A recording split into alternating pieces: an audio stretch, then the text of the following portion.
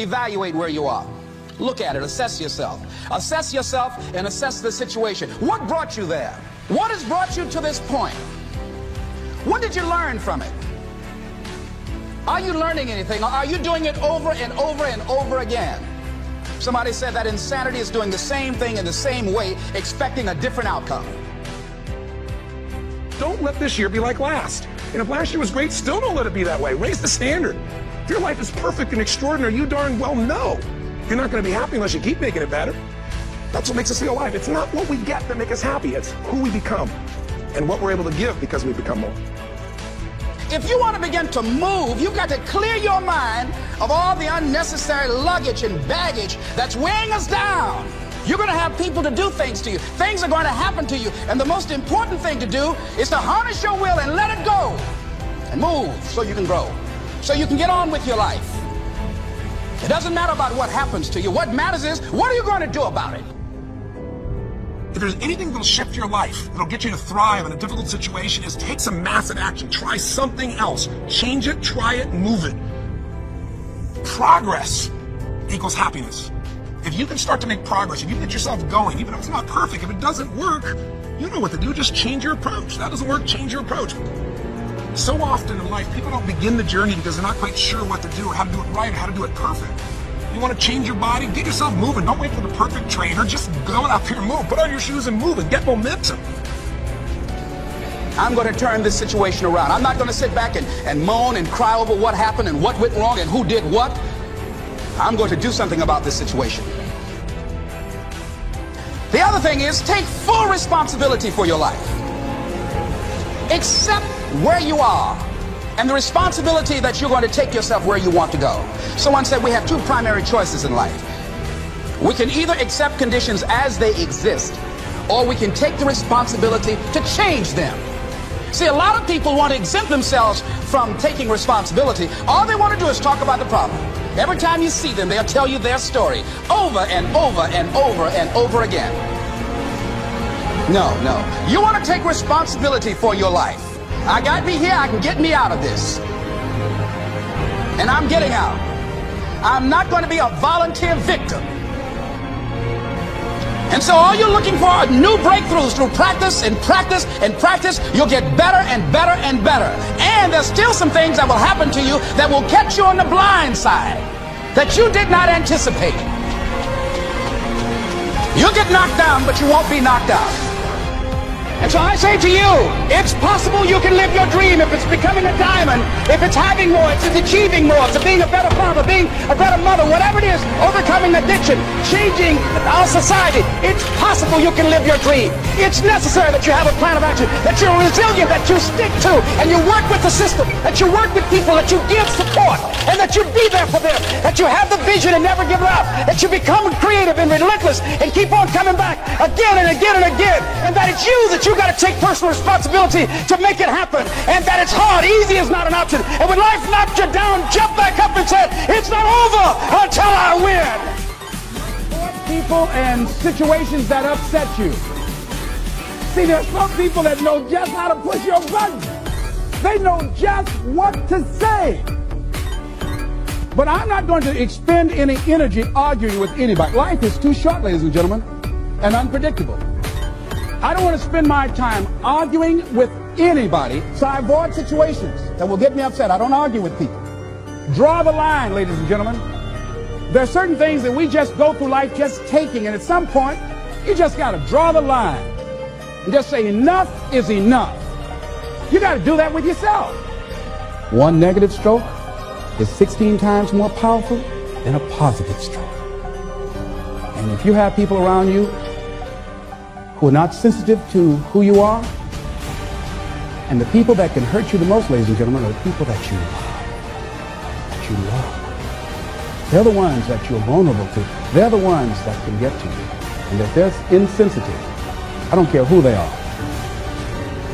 See, if you don't draw the line with people, if you just let them run rampant in your life, and you let things happen to you that you don't feel good about, if you continue to allow it to happen, you won't feel good about yourself. Your image of yourself will erode. So you've got to draw the line. Why do people just go to a job where they're miserable, day in and day out?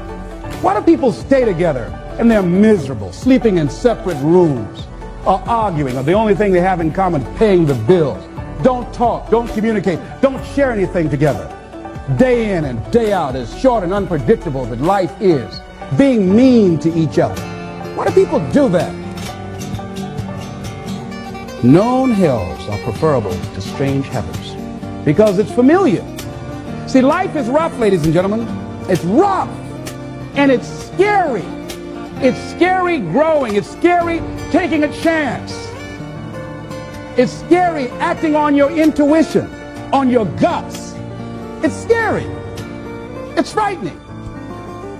There are people that is tolerating things right now, and they're immobilized by fear. They can see the hammer coming, and they're afraid to even move because it's scary. To go against the dominant thinking of your family, friends, and those people you associate with every day is perhaps the most difficult act of courage you will ever perform. See, when you start growing, when you start changing the way you walk, the way you talk, the way you act, the way you respond to things, the way you use your time, when you start saying, no, I can't do that. Why? You're too busy. You don't have the time. No, I have my own agenda. If people can put you on a guilt trip, they will. And use you and abuse you over and over and over again. You got to draw the line. You have to draw the line on them. Don't go through life feeling like you're powerless. Victims are people that are powerless. You're not powerless. You are powerful. You direct the power in your life. Whatever your life is right now, it is a duplication of your consciousness. It's a result of how you have decided to use your power. That's all it is. That's not who you are. That's just a perverted use of your power that you aren't satisfied with. And you've got the power to change that. Wherever you are. How? I don't know. But I know you've got the power to do that. But you don't know what has happened to me. It really doesn't matter what has happened to you. See, the only thing that really matters is what are you going to do about it? That's all that matters. That's all that matters. You can allow it to destroy you, or you can allow it to build you up. We never get to a level where we feel that there's nothing else for us to do, that we've achieved a certain number of goals and we figure that we're through. No. You don't want to stay there and celebrate too long like a lot of people do. They do something they consider outstanding. They go around talking about what they used to do. See, let me tell you, I used to do this and I used to do that. Excuse me, used to be's don't make no honey. What are you doing now? You're still here breathing. That means you've got some more to give. Doesn't matter how old you are. Doesn't matter about where you are. Doesn't matter about what you have. Doesn't matter about what you've done. Life is about growing. It's about being productive. It's about stretching. It's about challenging yourself. So you start looking around and decide, hey, what else do I want to do? What got me here? It's a time for celebration, but also a time for reflection. What got me here? What worked? What did not work? What do I need to do to repeat so that I can get the same kind of results in other areas of my life? If the goal is to improve my health, if the goal is to improve my relationship, if the goal is to improve my income, if the goal is to improve something in society, what is it I need to do? Now, don't get confused with what you do with who you are. Don't trip. Don't go on some type of ego trip. Talking about how bad you are. None of us do anything by ourselves. Develop an appreciation for external support as well as good fortune, because all of those things play a role. The other thing is, don't go overboard celebrating. You must meet with triumph and disaster and treat those two imposters just the same. You look at it, hey, I did it. I feel good about that. Now you're moving on to the next thing. Things did not work out the way you wanted them to work out. You didn't produce the results you wanted to produce. Hey, miss that. Win some, you lose some. Next, moving right on. Don't confuse who you are with what you do. And make your mind fertile ground for the seeds of opportunity. Think if you want to experience a sense of fulfillment, you've got to have an open mind so that ideas can come in there and take root and grow.